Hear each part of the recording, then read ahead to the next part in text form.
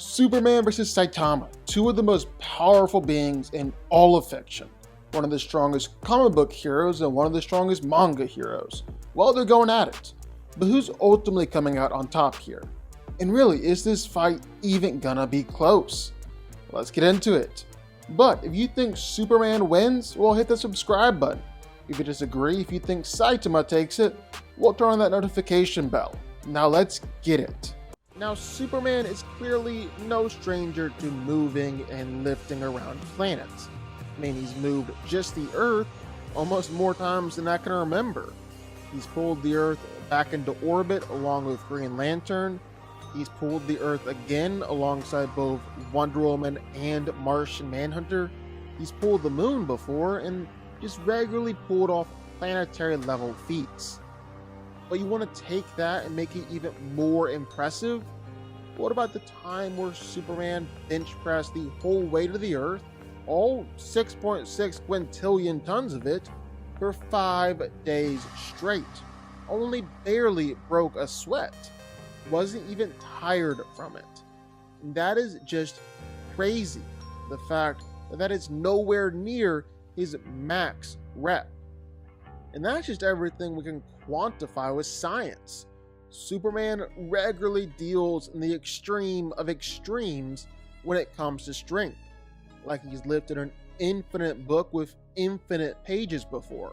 He's helped to pick up the Spectre, who is as heavy as all eternity. He's held black holes in the palm of his hand. He's even pushed around a compressed solar system before.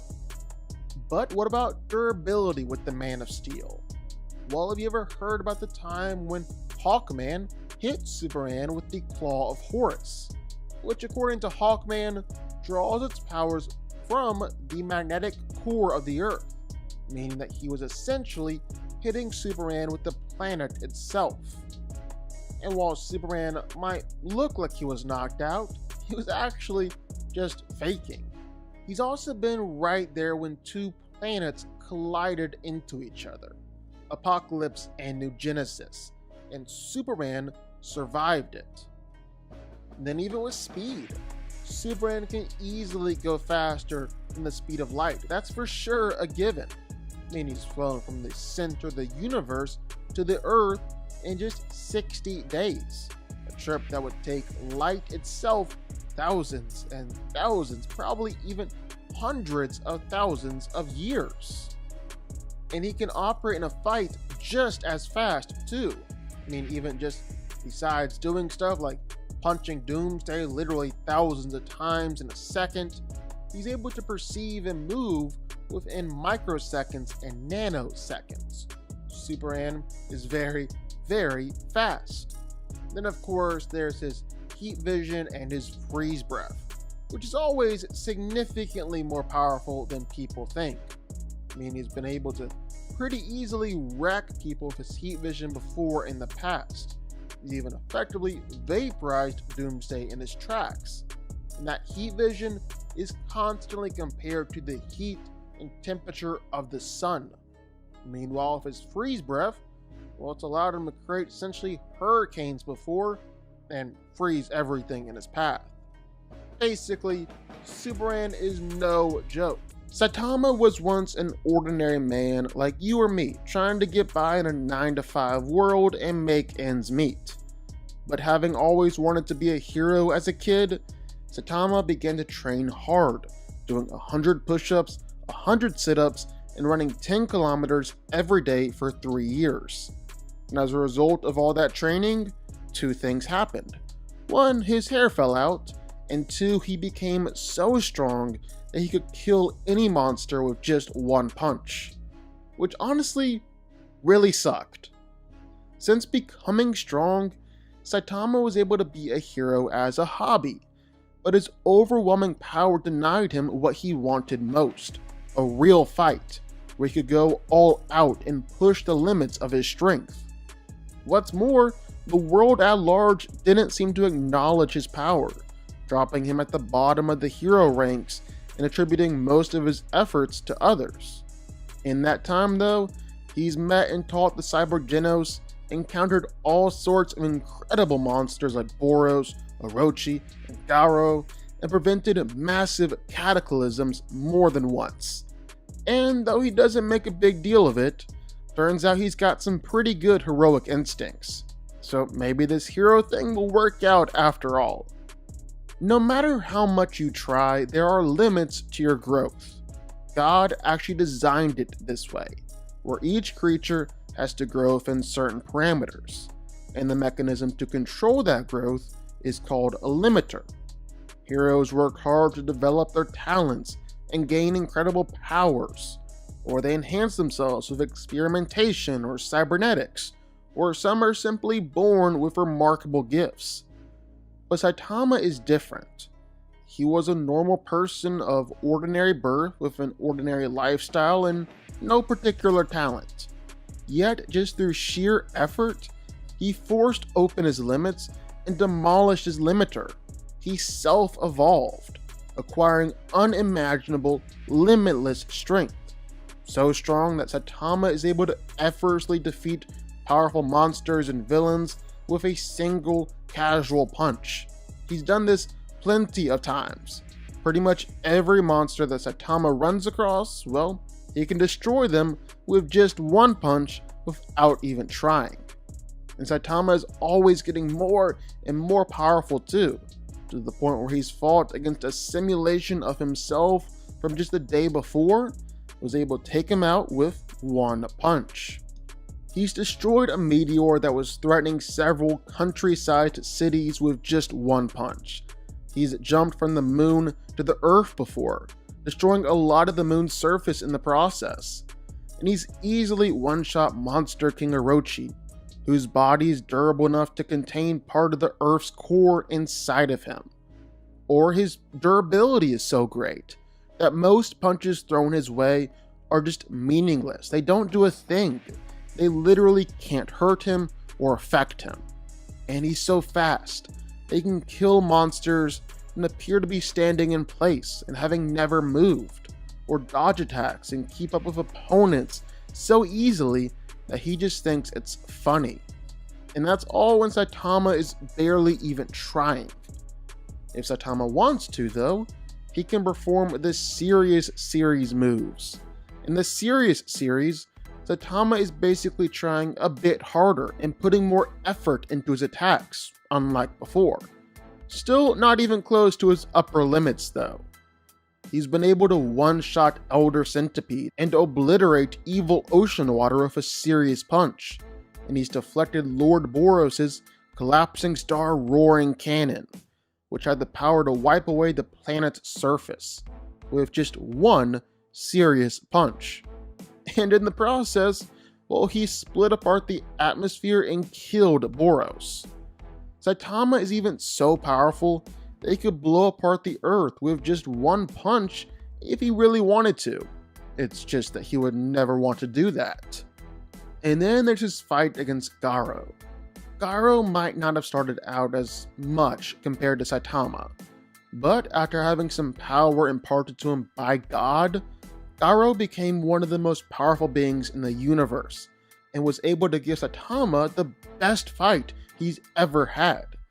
And even then, Saitama was still able to win and was fighting with just one hand.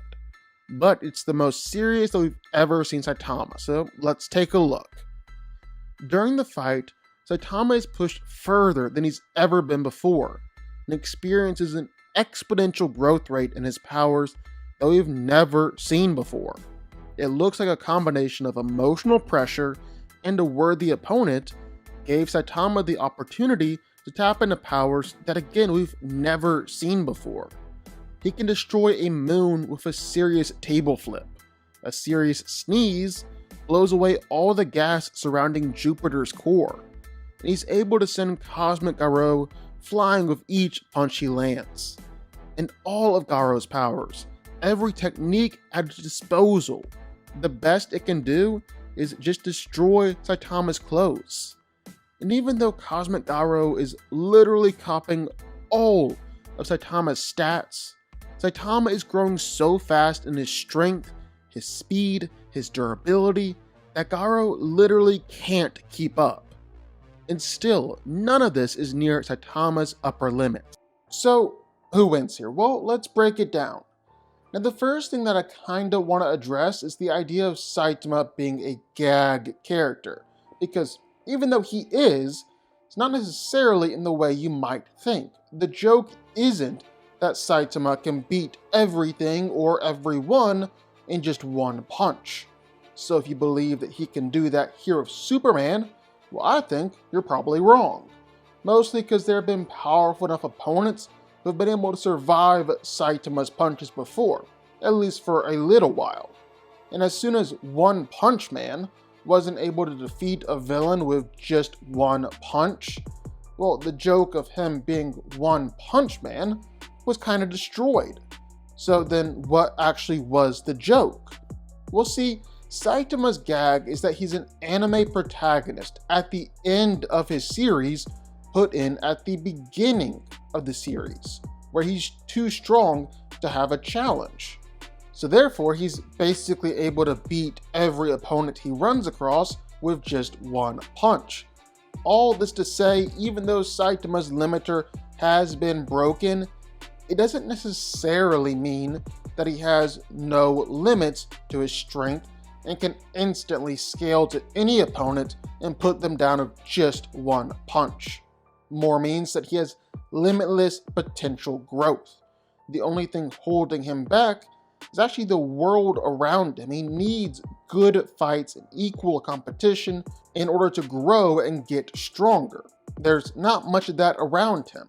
It's like a world-class weightlifter being stuck with just 5-pound dumbbells. Only so much you can do. And that's why Saitama began to grow so exponentially more powerful during his fight with Cosmic Garo, because he had finally found an equal opponent, and so he could finally start truly getting stronger. Now, how does all this pertain to his fight with Superman? Well, in Saitama's fight with Garo, he did several incredibly impressive things, destroying a moon with one hand, destroying a huge part of Jupiter with a sneeze, but the most impressive one was the Serious Punch Squared, where Saitama and Garo's fists clashed, and Saitama contributed half the force necessary to create a massive explosion and leave a hole in the universe, erasing countless stars, solar systems, potentially even galaxies, wiping them from existence without a trace. Now, there have been plenty of attempts to try and quantify this feat, but general consensus is that it's somewhere between multi-solar system to multi-galaxy level in power. With how exponentially fast Saitama was growing in power during that fight, this isn't even near his limit. He well surpassed this. But while Saitama will grow during his fight with Superman, and probably grow exponentially, that doesn't necessarily mean that he'll beat Superman. Because you see, Superman is already way more powerful than Saitama is on a regular basis. Probably the best thing that Saitama did strength-wise during his fight with Garo was sneezing away the surface of Jupiter with no problem whatsoever, or flipping over the surface of the moon with absolute ease. But destroying moons is no small thing to Superman.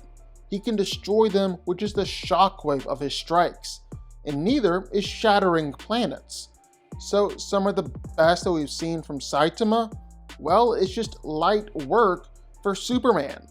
In fact, Superman has more planetary feats than you can really count.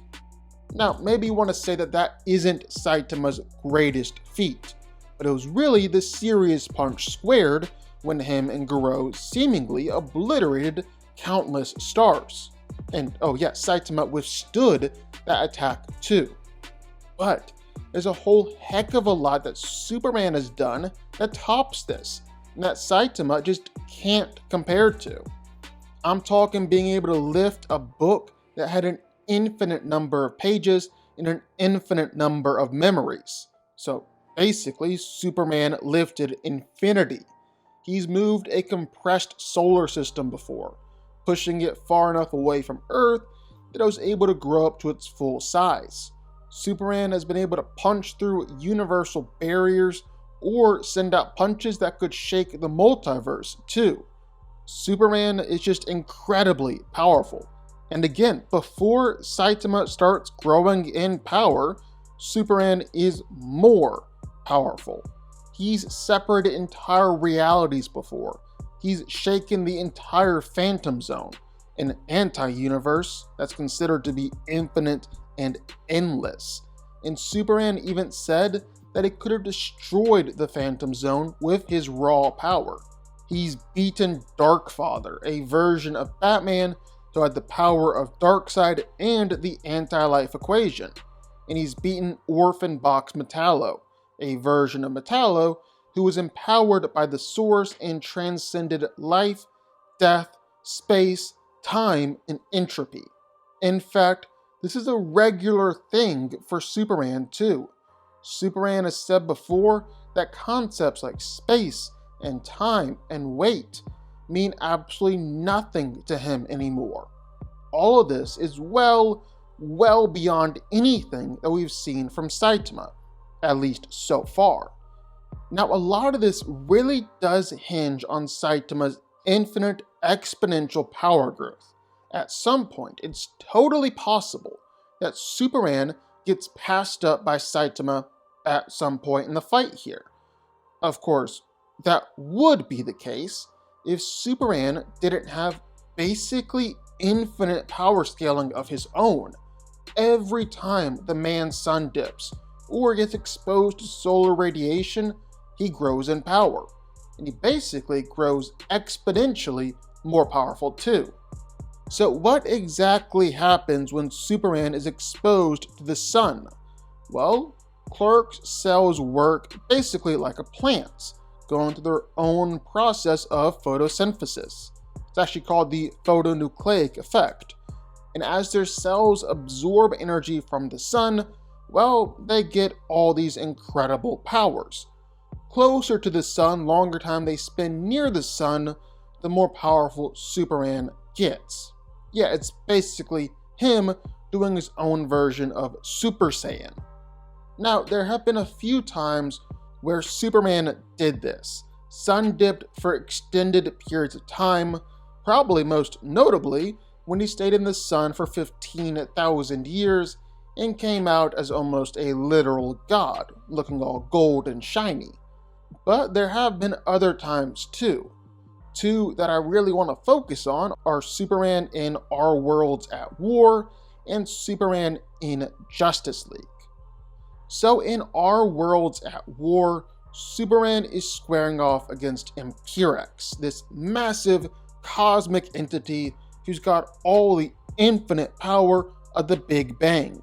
Seriously, they stress this a lot, the infinite power of the Big Bang. And he's also fighting against Brainiac 13, who had absorbed Imperex's energy and so is basically wielding Big Bang power too. And then Superman goes into the sun in order to fight all these guys. And the first thing he's able to do is just casually one-shot Brainiac drones, who had previously always been beating up on him. So just a clear power upgrade right there.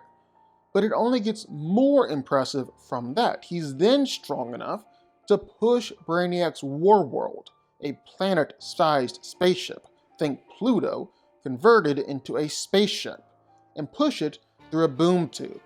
And as if it wasn't impressive enough to push a planet around like that, Brainiac's ship was flying faster than the speed of light, was powered by the literal infinite power of the Big Bang. Again, they stressed here that this Big Bang was infinite power, and Superman overpowered it. So I guess in order to overpower something being powered by literal infinite power, you gotta have infinite power yourself, right? That's how that works.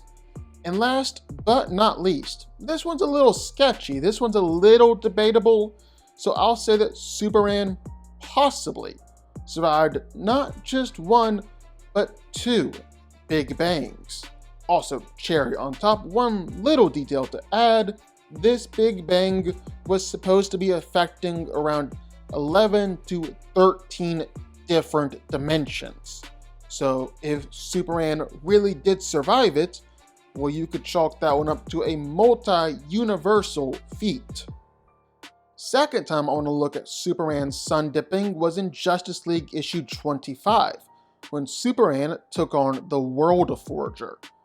So the World Forger is this being from the 6th dimension, the brother of the Monitor and the Anti-Monitor. And his whole thing is creating universes, all in an attempt to craft the perfect multiverse. And it's Superman's job to stop that, because creating a new multiverse isn't really the best thing for the people living in the current multiverse. And so Superman begins to sun dip, starting at just 1, then flying to more and more and more until he's feeling faster and stronger and more powerful than he ever has before, feeling more than ready to take on the World Forger. And man, take him on he did. With just 1 super punch, Superman not only beat the World Forger and left pretty much a continent-sized hole on the planet, but he also cracked and damaged the 6th dimension and destroyed the World Forger's masterpiece, destroying an entire empty multiverse that was stored within that hammer. And that wasn't from sun dipping for too long. Superman was hitting faster than light speed as he was flying through those suns. He wasn't in them for much more than, a few nanoseconds maybe?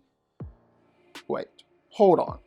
I don't think I really demonstrated just how impressive this really is. The World Forger is a 6th dimensional being who helped create the multiverse. He's the brother of the Anti-Monitor and the Fallen Monitor. The 3 of them are basically equals, and they were able to fight off their mother before, Perpetua, or the mother of the multiverse, the creator of basically everything. And Superman actually fights the World Forger in the 6th dimension, meaning that the World Forger isn't an avatar or a depowered version of himself or anything like that. This is the World Forger's true self and at the height of his powers. Just to provide some context here, it took pretty much every single hero in the multiverse and the Spectre in order to fight off the Anti-Monitor. And it took freaking Cosmic Armor Superman in order to fight Mandarak. And not just that, but Mr. Mxyzptlk is terrified of the World Forger and considers the World Forger to be infinitely above him, because Mr. Mix is a 5th dimensional being and the World Forger is a 6th dimensional being. Basically, everything suggests that the World Forger is way up there on DC's cosmic hierarchy. His entire plan was to destroy and then recreate the entire infinite and limitless multiverse of DC Comics. Yet, here's Superman, and after flying through just a few stars, while Clark began to move so fast that he became beyond physics, and his power was felt throughout every dimension, and then Superman knocked out the World Forger with just 1 punch. A 6th dimensional cosmic being that helped create the multiverse, who's an equal to 2 of the most powerful villains DC has ever seen, and has fought off the creator of literally all realities and all multiverses.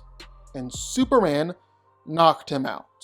And that was just from sun dipping. Even with Saitama's exponential power growth, well, there's clearly just no way that he can compare with Superman here. Superman is just entirely in a class of his own. He's gonna win this fight. and it's not even gonna be close. Superman wins. But what do y'all think? Sound off in the comments down below. I know you're gonna have thoughts and feelings on this one for sure. If you stuck around this long and made it to the end of the video, that's amazing. Thank you so much for watching and for supporting us. And if you want to go subscribe, well, go subscribe. You're going to see more videos like this one every single week. I'll see y'all then. I'll see y'all next time.